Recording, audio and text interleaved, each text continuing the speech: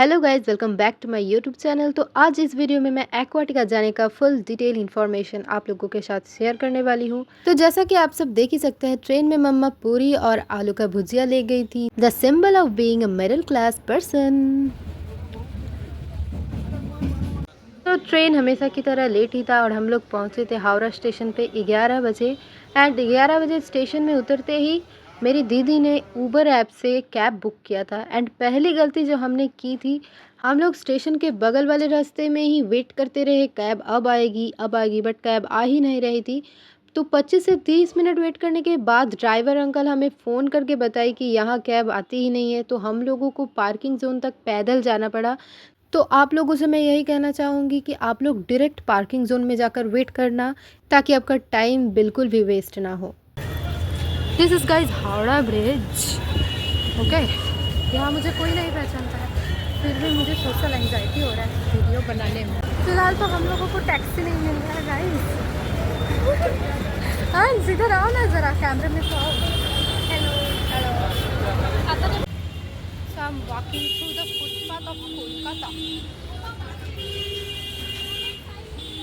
अभी एक फल के ठेले में खड़े हुए हैं क्योंकि हमें कैब नहीं मिल रहा है। कैसा गरम लग रहा है?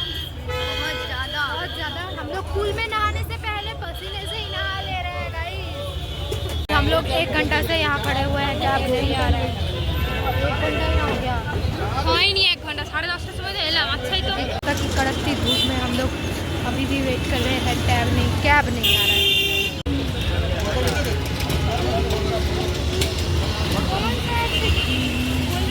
तो जैसा कि मैंने कहा था, हम लोग फालतू में ही वेट कर रहे थे। हम लोगों को आना था पार्किंग जोन, जो कि हम लोग 1 घंटा बाद पहुँचे, क्योंकि हमें पता ही नहीं था कि पार्किंग जोन से ही कैब मिलता है, स्टेशन के बगल से कैब हमें पिकअप नहीं कर सकता है।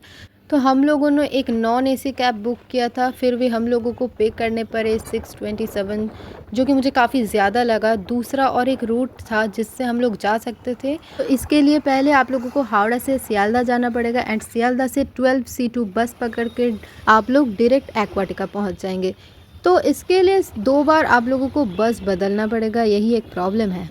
तो एक्वाटिका जाने में हम लोगों का करीब 1.5 से पौने 2 घंटे लग गए थे। अब ट्रैफिक के हिसाब से टाइम लगता है, ट्रैफिक अगर ज़्यादा रहता है तो आप लोगों को जाने में ज़्यादा वक्त भी लग सकता है। और आज हम लोग का ट्रेन लेट कर दिया था, इसीलिए हम लोगों को जाने में बहुत देर हो गई थी। अगर ट्रेन सही टाइम पहुंचा देता तो हम लोग शायद और भी पहले एक्वाटिका पहुंच जाते। बाय द वे, कोलकाता की इतनी बड़े बड़े बिल्डिंग्स देखने में तो मुझे बहुत ज़्यादा मज़ा आता है।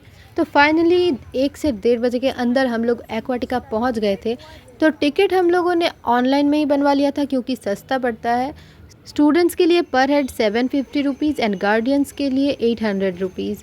अगर आप लोग यहाँ जाकर टिकट बनवाते हो तो आप लोगों को पर हेड 1000 रुपीज़ देने पड़ेंगे, एंड अगर वीकेंड पे जाते हो तो 1100 रुपीज़ देने पड़ेंगे। फिर भी 750 के मुताबिक 1000 रुपीज़ तो बहुत ज़्यादा ही लग रहा है मुझे। एनीवे, आज एक्वाटिका में काफ़ी ज़्यादा भीड़ था, इसीलिए लाइन में खड़े होकर हम लोगों ने रिसीट ले लिया और अंदर जाने वक्त हाथ में एक बैंड भी चिपका दिया। और अंदर जाने के बाद मुझे पता चला कि ये सिर्फ वाटर पार्क ही नहीं है, एक रिजॉर्ट भी है। और एक चीज़ जो है, रिसीट लेने वक्त आप लोगों को लॉकर के पैसे भी देने पड़ेंगे, यानी आप लोग जहाँ सामान रखेंगे उसके लिए आपको पे करने पड़ते हैं 500 रुपीज़। एंड जब आप लोग रिटर्न आओगे और रिसीट फिर से वापस करोगे, फिर आप लोगों को 300 रुपीज़ वापस मिल जाएंगे, यानी कि सिर्फ 200 रुपीज़ लगते हैं लॉकर में सामान रखने के लिए।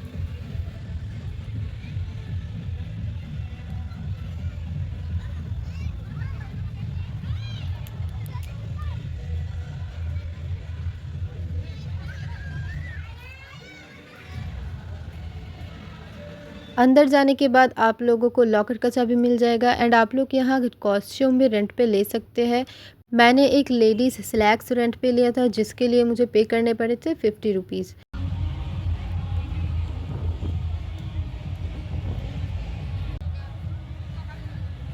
एंड लॉकर का चाबी कुछ इस तरह का दिखता था, घड़ी के जैसा।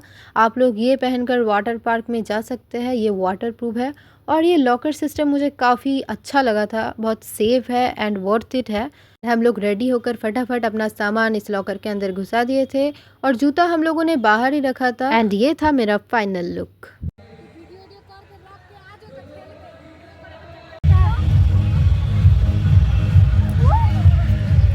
बच्चा दौड़ रहा है लिटरली। तो इस वाले पूल में छोटे बच्चों का स्लाइड्स वगैरह थे, मतलब बड़े भी नहा रहे थे, बट स्लाइड्स का साइज़ बहुत ही छोटा-छोटा ही था। और एक गलती जो मैंने की थी, मैंने प्लास्टिक का पाउच ही नहीं ख़रीदा था, जो कि बाहर 50 रुपए पे मिल रहे थे, इसीलिए मैं ज़्यादा वीडियोज़ नहीं बना पाई थी। और बड़े-बड़े स्लाइड्स में फ़ोन ले जाना बहुत ही रिस्की था, इसीलिए मैं बड़े स्लाइड्स में चढ़ने से पहले फ़ोन लॉकर में रख कर आई थी। But I am telling you 750 rupees एकदम वर्थ इट है। आप लोगों को बिल्कुल भी रिग्रेट फील नहीं होगा। जो बड़े-बड़े स्लाइड्स हैं वो इतना डरावना है, मतलब मैं एक ही बार उसमें चढ़ी थी, दोबारा से चढ़ने का हिम्मत ही नहीं था मुझ में। और यहाँ पे एक आर्टिफिशियल नायग्रा फॉल्स भी था, जो कि मैं रिकॉर्ड नहीं कर पाई थी। बड़े-बड़े स्लाइड्स का वीडियो आप लोगों को यूट्यूब में बहुत सारे मिल जाएंगे। और एक जो बात, हम लोगों को लग रहा था कि हम लोग शायद बहुत लेट से पहुँचे थे, क्योंकि हम लोग 2 बजे अंदर गए थे, बट बड़ा स्लाइड्स 2 बजे के बाद ही खुलता है, ये हम लोगों को तब जाकर पता चला। तो अच्छा ही था, क्योंकि 10 बजे से आकर हम लोगों को वैसे भी 4 घंटा वेट ही करना पड़ता बड़े स्लाइड्स के लिए।